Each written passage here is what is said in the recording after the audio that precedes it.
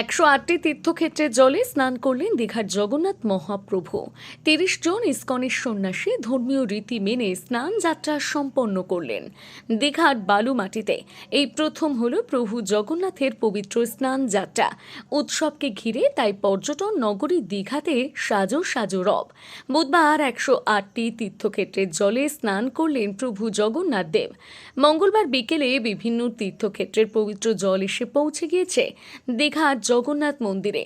পবিত্র সেই সমস্ত তীর্থক্ষেত্রের জল দিয়ে বৈদিক মন্ত্রোচ্চারণের মধ্য দিয়ে মণ্ডপে স্নান করলেন প্রভু জগন্নাথ, বলরাম ও সুভদ্রা দেবী।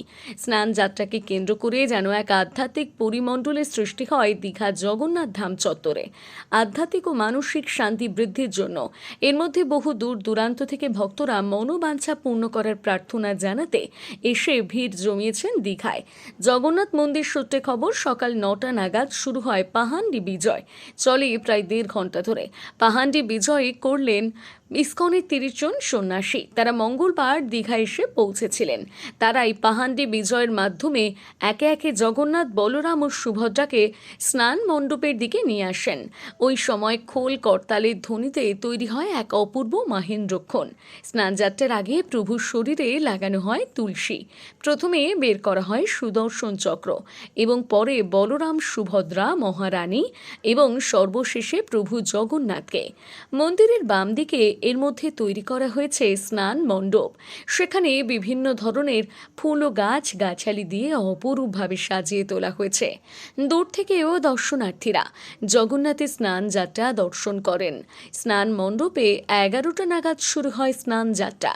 108টি তীর্থক্ষেত্রের জলের সঙ্গে মেশানো হয় কাঁচা দুধ, আতর ও চন্দন।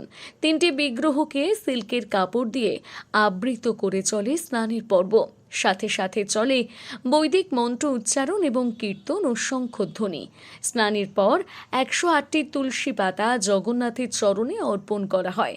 এরপর তাদের পুনরায় পাহান্ডি বিজয়ের মাধ্যমে মন্দিরে নিয়ে গিয়ে জগন্নাথ দেব ও বলরামকে গজবেশ ও সুভদ্রা দেবী পদ্মবেশে সজ্জিত করা হলো। অর্পণ করা হয় গোলাপ ফুল সহ 5 রকমের ফল।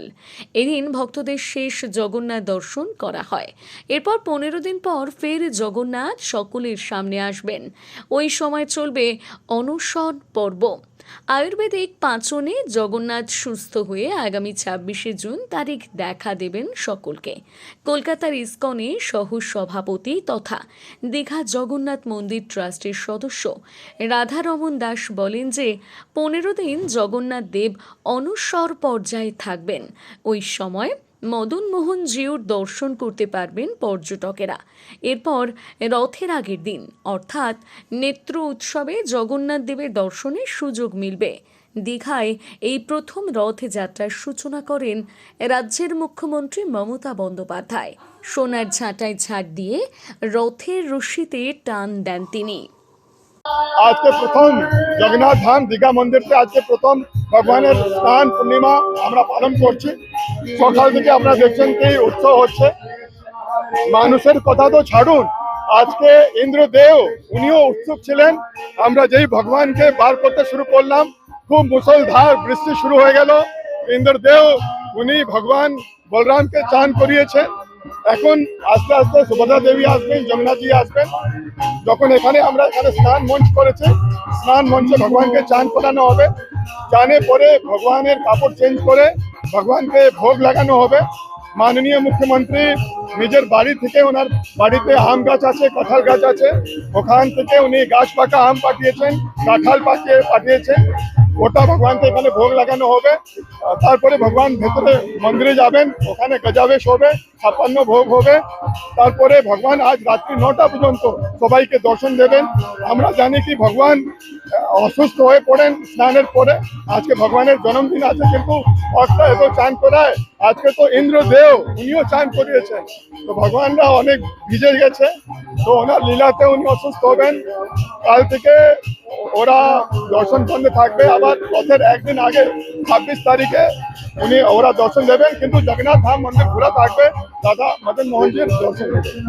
মূল যে দুয়ার সেটা বন্ধ হবে, এটা আগামী 26 তারিখ অর্থাৎ একদিন আগে, রথের একদিন আগে এই দুয়ারটা খুলবে। আজকে পুজো দেওয়া কি বন্ধ থাকছে? না, দর্শন বন্ধ, ফলে আজকে তো 9টা অবধি সবাই মানুষ দেবেন, কাল থেকে বন্ধ থাকছে। ঠিক আছে, যেটা স্কুল সূত্রে আমি জানতে পেরেছি সেটা আমি বললাম। জাতীয় আন্তর্জাতিক খ্যাতি সম্পন্ন শ্রেষ্ঠতম জ্যোতির্বিদ হস্তরেখা ঠিকুচি কোষ্ঠী বাস্তু বিচার সংখ্যাতত্ত্ব গ্রহরত্ন বিশেষজ্ঞ doctor Durgapada Mishra, MA PhD, doctor of astrology, MA IAS, America, জ্যোতিষ ভারতী, জ্যোতিষ সাগর, জ্যোতিষ শাস্ত্রী, জ্যোতিষ মহন্য, বিদ্যাতীর্থ, সামুদ্রিক রত্ন। যোগাযোগের স্থান ও সময় প্রতি রবিবার কেশার স্কুল রোডে যোগেন্দ্রনাথ কমার্শিয়াল কলেজের দ্বিতলে সকাল 8টা থেকে সন্ধ্যে 6টা, প্রতি সোমবার বেলা 10টা থেকে সন্ধ্যে 6টা বেলদা দেশবন্ধু রুরাল মার্কেটের 26 নম্বর ঘরে, প্রতি মঙ্গলবার সকাল 10টা থেকে বিকেল 5টা মেদিনীপুর রাজাবাজারের প্রধান ডাকঘরের বিপরীতে ঘোষ বেকারি ও নীল আলয় ফ্ল্যাটের সামনের গলিতে প্রথম বাড়ি, প্রতি বুধবার বেলা 11টা থেকে বিকেল 4টে কাঁথি আঠিলা গড়ি ক্যানেল পাড় রক্ততিলক ক্লাবের পূর্ব দিকে পুতুল ঘরে, প্রতি ইংরেজি মাসের প্রথম ও তৃতীয় বৃহস্পতিবার ও শুক্রবার বেলা 2টো থেকে রাত্রি 9টা পর্যন্ত 12/1 বি ঠাকুরদাস পালিত লেন, বউবাজার, কলকাতা 12।